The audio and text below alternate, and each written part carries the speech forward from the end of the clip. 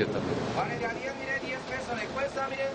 10 pesos le vale, mire, vale 10 pesos, vale de a 10.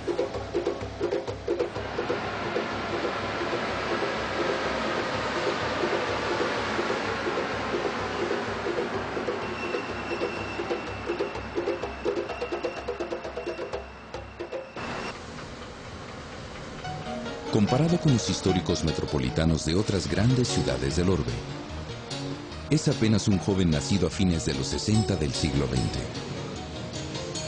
Cuando fue planeado, muy pocos creían que sería posible un subterráneo en la Ciudad de México, enclavada en zona sísmica y con difíciles características de subsuelo. Ya pasaron más de 35 años desde que se comenzaron las obras de construcción. Hoy, la gran red del metro es absolutamente vital para esta capital, una de las concentraciones urbanas más numerosas del planeta. La Ciudad de México, fusionada con una mancha urbana que la desborda, es uno de esos monstruos que se han tragado tanta población y tanto territorio, que las distancias que a veces se tienen que recorrer cotidianamente son abrumadoras. Millones de cuerpos humanos, millones de necesidades, emociones, humores y oficios se entrecruzan, se tocan, chocan y tienen la necesidad de respetarse en términos de espacio para el movimiento. Desde 1869 existía en la ciudad una línea de ferrocarril movido con vapor, que hacía unos 24 kilómetros de Tacubaya a Tlalpan. Las locomotoras pesaban tanto que arruinaban constantemente las vías. Hacia 1875 se decidió sustituirlas por carros de tracción animal, caballos y mulas, que a lo sumo arruinaban el olfato de las señoritas porfirianas. Las concesiones para este transporte fueron creciendo poco a poco. Algunas ciudades europeas y norteamericanas ya habían incursionado en los subterráneos. El Underground londinense data de 1863 y el Subway de Boston de 1897. El Metro de París empezó a funcionar en 1900. En 1898, cuando el nuevo siglo estaba a punto de caerles encima a todos, se formó aquí una Mexican Electric Tramways, subsidiaria de una compañía inglesa, que se dio a la tarea de cambiar las vías y tender cables. Había llegado la hora del servicio eléctrico. La primera ruta se inauguró en 1900. En esa época, la Ciudad de México contaba con alrededor de 540,000 habitantes. No eran muchos, pero se movían en todas direcciones. Además de coches de alquiler, coches particulares, tranvías tirados por mulas y tranvías eléctricos, carretas y burros, los vehículos de motor ya hacían de las suyas. Para 1906 eran alrededor de 800 los automóviles que cruzaban como flechas las calles, a la velocidad de unos 20 kilómetros por hora. En la estación construida especialmente para los trolebuses, apenas a mediados de los 50, se sustituyeron los viejos tranvías ingleses y se introdujeron, además, los trolebuses. Abordan los funcionarios de la empresa y los muchachos de la prensa, recorriendo la ruta que conecta las populosas colonias Obrera, Doctores, Roma, Hipódromo, Juárez y Chapultepec Morales, hasta llegar a la delegación de Tacuba. 22 kilómetros de paseo. En cambio, lo que sí creció con singular velocidad fue la población de la archicitada mancha urbana.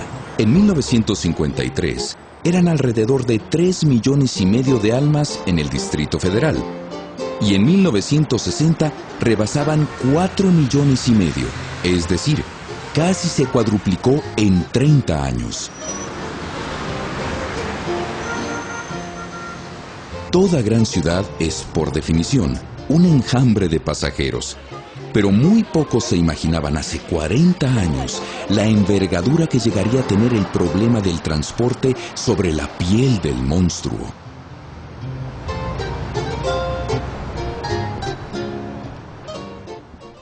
En la década de los 60, la Ciudad de México contaba con un transporte masivo bastante flaco.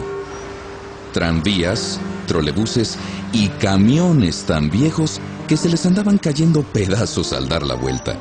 Madrid y Buenos Aires, ciudades de alguna manera afines en perfil e importancia a la Ciudad de México, tenían su red subterránea desde antes de los 20. Un ingeniero, Bernardo Quintana, al frente del Grupo Ingenieros Civiles Asociados, ICA por sus siglas, propuso por primera vez la posibilidad de un tren subterráneo en 1958.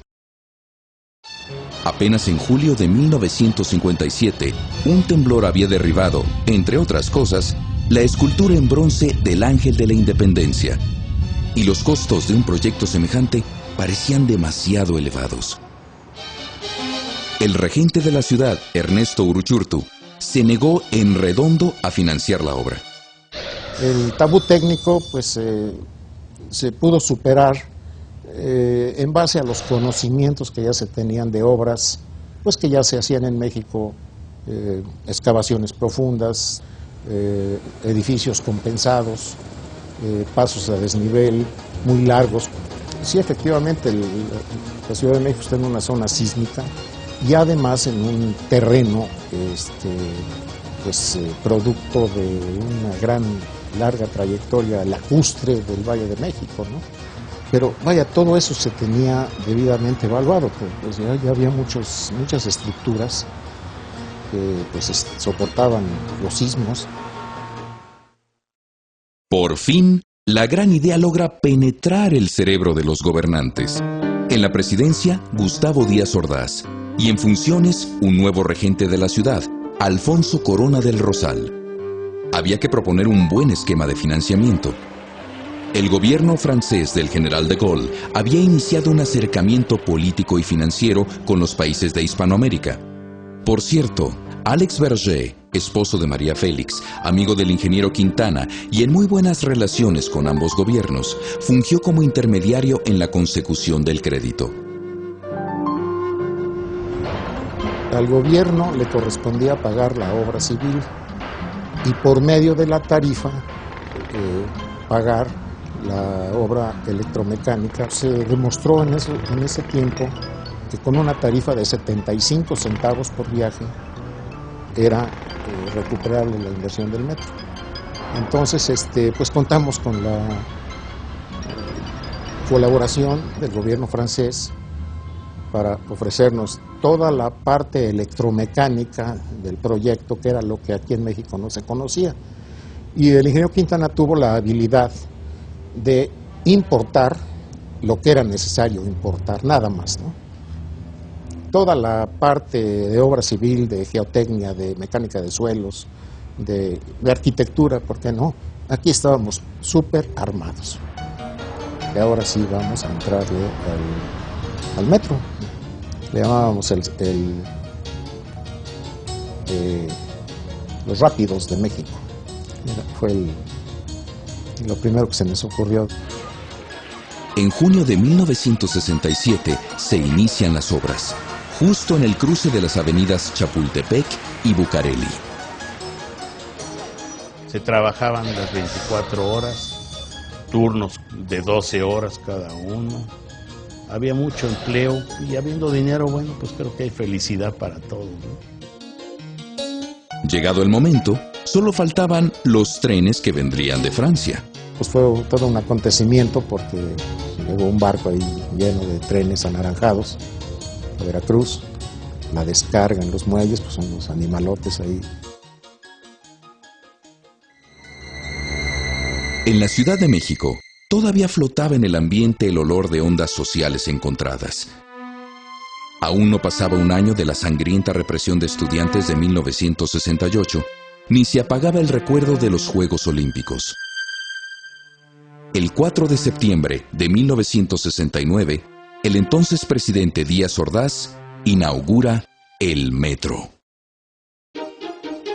Seguro, veloz, cada vez más extendido en el subsuelo de nuestra ciudad, el metro abolirá para siempre y cada vez en mayor medida las molestias y los riesgos de toda transportación masiva en la superficie.